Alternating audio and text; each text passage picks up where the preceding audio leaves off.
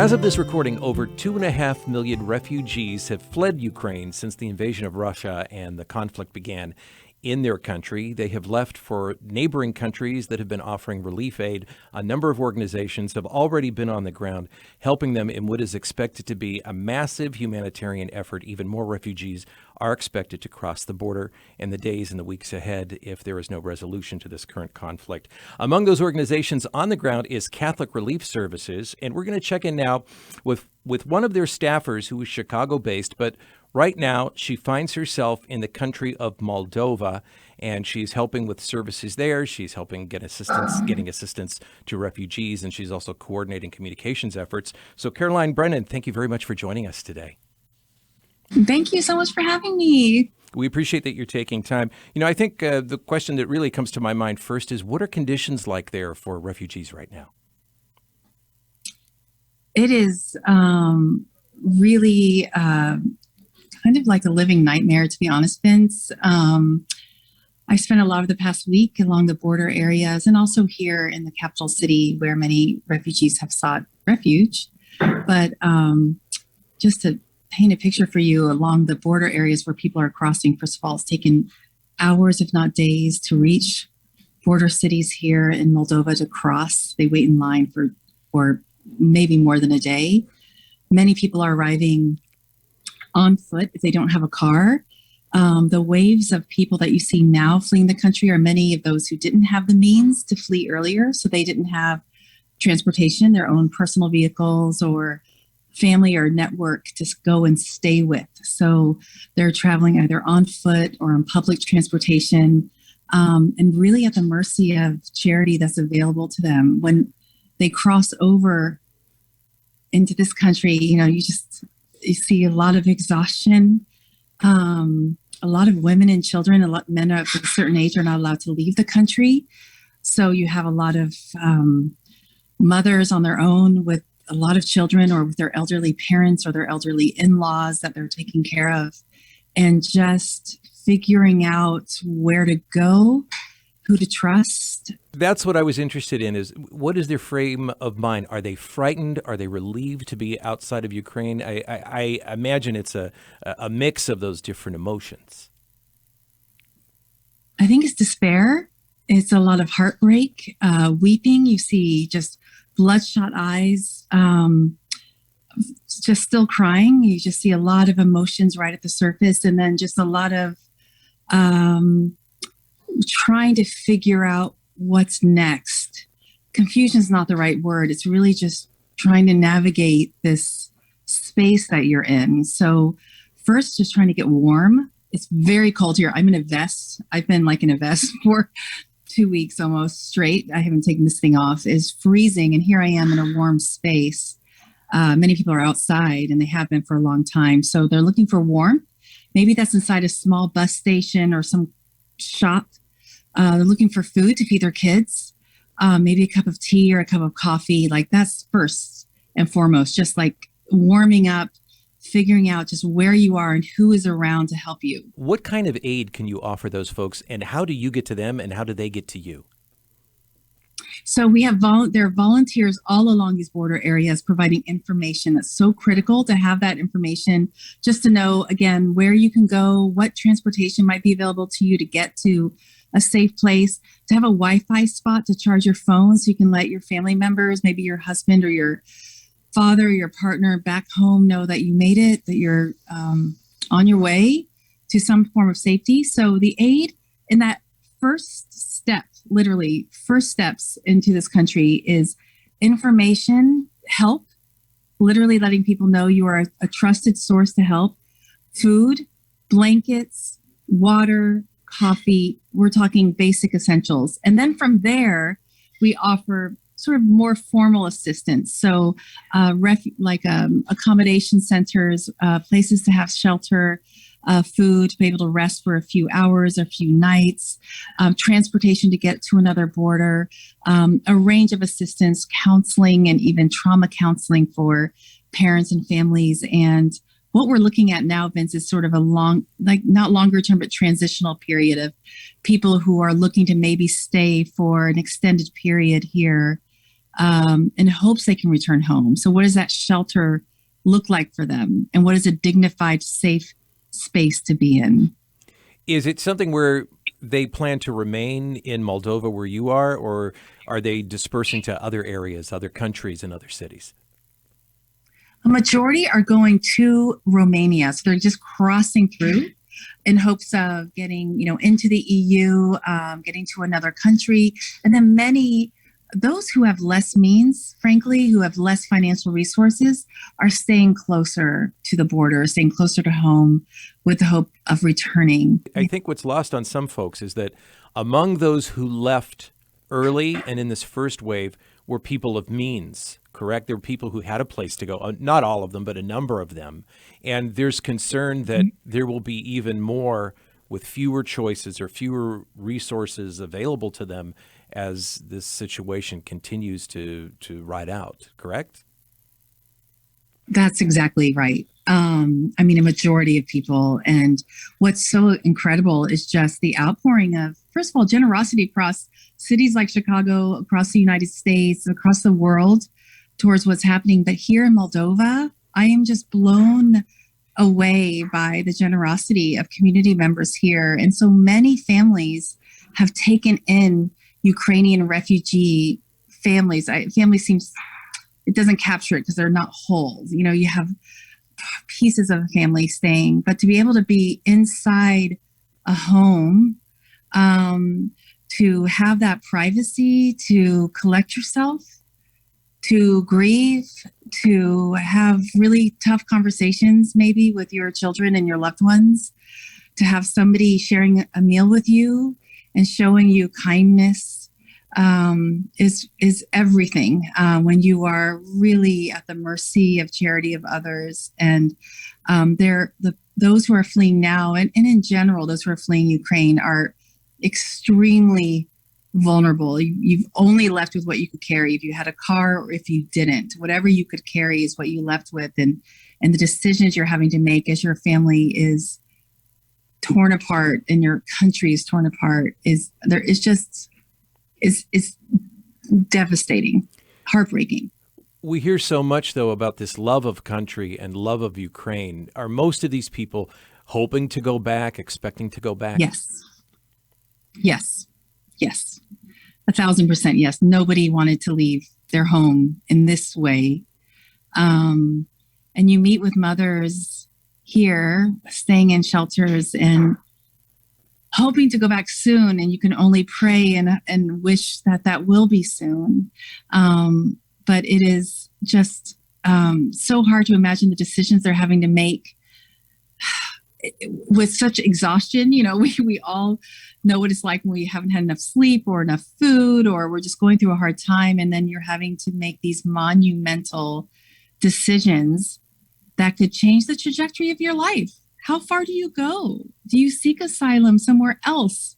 Will your children be speaking that language? Will these be your new opportunities? Or do you stay and plan to go back and maybe you can't? These are just such huge decisions that you're making without all of your loved ones at your side, and certainly not your partner at your side because he may have had to stay back. And it's just that torment of how to explain to your children why you're sleeping in a car and how to go to the bathroom outside and why that's okay here.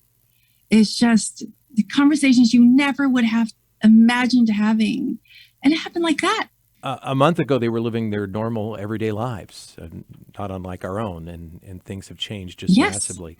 What's it like? What's the crew like from Catholic Relief Services on the ground? How many folks do you have there, and how are you providing the aid? Well, I'm so proud of our team, and we're here with Caritas Moldova. So Sierra's had an office here, a smaller office, before this crisis, and we've always worked with our church partner, Caritas Moldova here, which is an incredible partner. So now our team is really diverse. It's all of these staff from across the world, so from Afghanistan, from Iraq, from Greece, from Chile, from Chicago, you name it. All coming in to offer their technical areas of expertise to support our partner as they ramp up operations at a level unexpected, to be able to uphold that efficiency that we all strive for, but while meeting these urgent needs. So we're all here to help allow that to happen in terms of providing that support. So you have staff from all over Europe, all over the world. Many who have been refugees themselves. We have Ukrainian refugees among our staff, Iraqi refugees who are CRS staff, and we're all here supporting our Moldovan staff who are living through this. You have your staff on the ground. How do you interact with the refugees? Do you get them into shelter? Do you help get them to another country? Do you help provide them with a telephone or blankets or food? Yes, so we provide first. We very much interact. We want to let people know they are welcome. There are people who see them, who want to support them, and we are here for them. So all of our staff, most of our staff here are speaking the local languages here. We offer those items you just mentioned at the border, so blankets, supplies, coffee, food, and transportation. So transportation from the border to a Caritas or CRS supportive center in the city where they can have shelter and stay. These are really nice sort of spaces. They're almost like a modest hostel. So you have a privacy of a room with your family. You have a place to take a shower. You have a hot meal. You don't have to open a plastic wrapper in order to eat.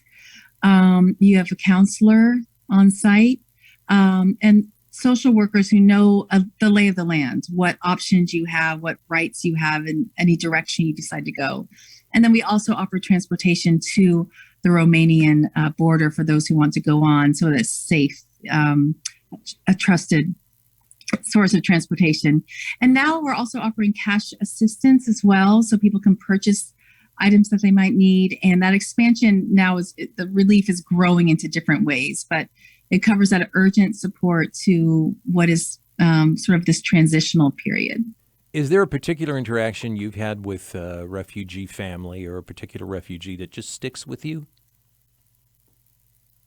Yes, I have two. One, my first day actually at the border, where I met in one of these busy bus stations this man who was in his 60s charging his phone, and he really wanted to talk. And he said he had arrived a few days ago, and he said, "Can I show you where I'm living with my grandchildren?" And I said, "Of course." And we walked out of the bus station to a parking lot, a dirt parking lot, and there in the car were two adorable children who were under the age of 5 and his wife. And he said, "We've been sleeping in this car for the past 2 nights."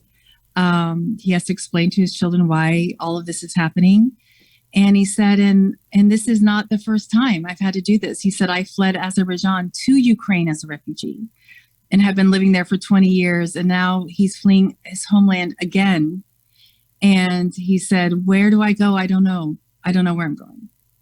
And so that was my first day. And then yesterday, I met with a Moldovan man who's in his 60s who was hosting a Ukrainian woman and her daughter.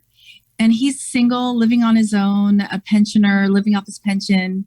And he was hosting a woman who was maybe in her 30s, and she had a young 2-year-old daughter whose name was Victoria, or Victory, as they call her here.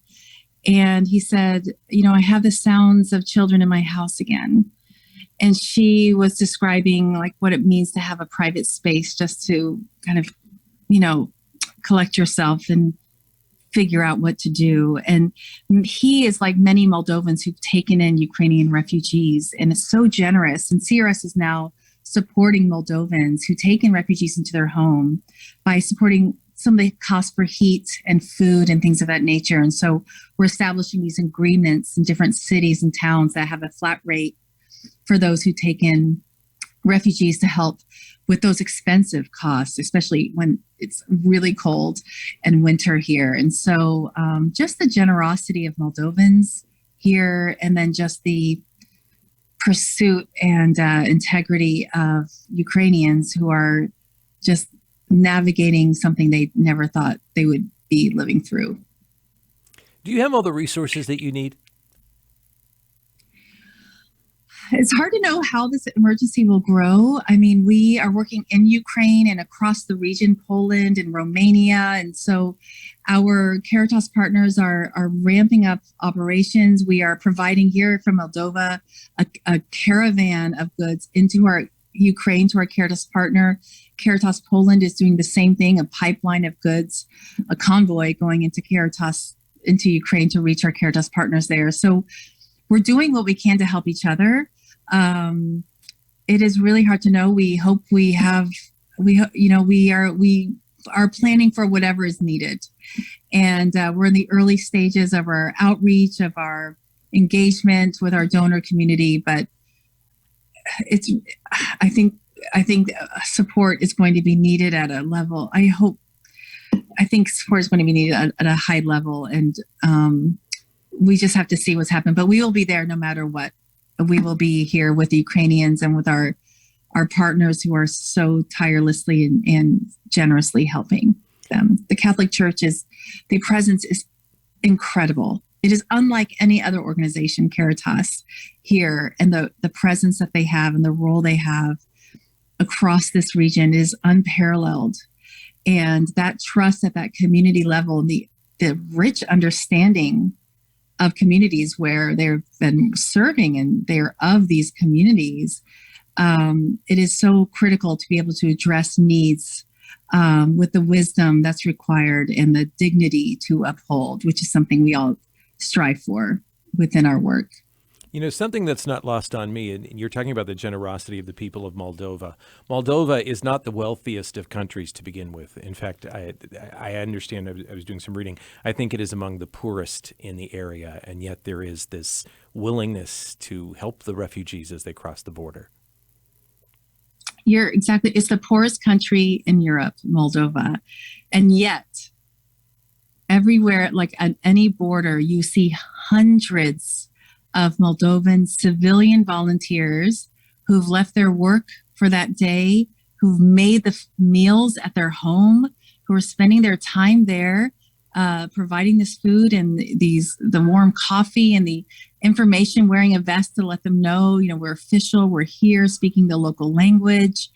It is incredible. And then those bringing into their homes and sharing their rooms and their kitchens and their meals and eating at the same dining room table. And then so many of my Moldovan colleagues who are just working night and day. This was something they also hadn't planned for in their professional careers, to now be working 24/7, having all of us come into their offices and break their coffee machine, twice over now. And, but we're all like living as family. And I had no idea 3 weeks ago I would have had such connection to Moldova, but if I had a chance to, have a second passport, sign me up. I am so in awe of the Moldovan. I do not say this lightly. I'm just so in awe of the Moldovan people and of this country and the communities here. It is so inspiring to all of us. In the headlines, we hear so much about refugees crossing the border in Poland, but Poland is not the only point where refugees are crossing. There are people crossing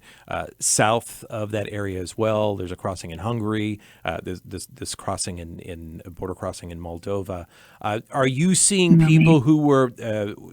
Are you seeing people who were afraid that the lines were too long in Poland and had to make a more circuitous route to Moldova? Is that what you're finding? Actually, what we're finding now is that people are getting on buses and they're being told they're going to one location. They show up at a different border, different country altogether. It is so chaotic inside Ukraine. There's such a high level of fear. People are just getting on the transportation they can get on. And they might be told they're going in one direction, but they end up at another. And that happened to our colleague who went to go meet her parents from Kyiv at the border, and they ended up at an entirely different part of the country. And so there's just so much confusion and so much desperation. You're just literally fleeing for your life. And so you just get on that route out, and then you end up somewhere else, and you just hope, well, you'll be okay here. So what we're finding, a majority are heading towards Poland, at more than half of all of the refugee population, but definitely you have higher numbers coming in other areas as well. And it'll just be interesting to see how that grows and changes over time. A lot of it is just luck or what happens on their journey, not necessarily planned. Well, Caroline Brennan, we thank you and Catholic Relief Services for the good work you're doing in what is truly a humanitarian crisis. something that I don't think so many people could foresee, this type of need just a few months ago. And so many folks here in the United States are offering help and support. I know that a number of our schools here in the Chicago area, a number of our churches have been sponsoring drives and been collecting items and sending them to organizations like yours to try to help the refugees as their numbers mount at the borders. I want to thank you so very much for speaking with us today, and I hope that you stay safe as well. Thank you so much. And I just want to let you know we feel the support. We really, really, really do. And that means so much. And, a little goes a long way here. If you are cold and you are given a blanket, or your children are hungry and you're given food, that is everything. So I just want to thank you so much to my Chicagoans, fellow Chicagoans, but to so many of you. We feel it. We're grateful. It's needed. People are very grateful here. Very, very grateful for just kindness and recognition that there is a need. And so much of the attention can be on the physical destruction of war and changing front lines and all of those things that are very important. But what's so critical for so many is just the emotional needs within a person and within that family unit, and just having that strength to get from today to tomorrow, and then figuring out what to do then. And so that support for those moments in time, to be present, to show that you are there and you are with them. I'm not just giving you food, but I'm with you in this moment. It means a lot. Caroline, thank you so very much. And once again, please stay safe, and thank you for the very important and loving work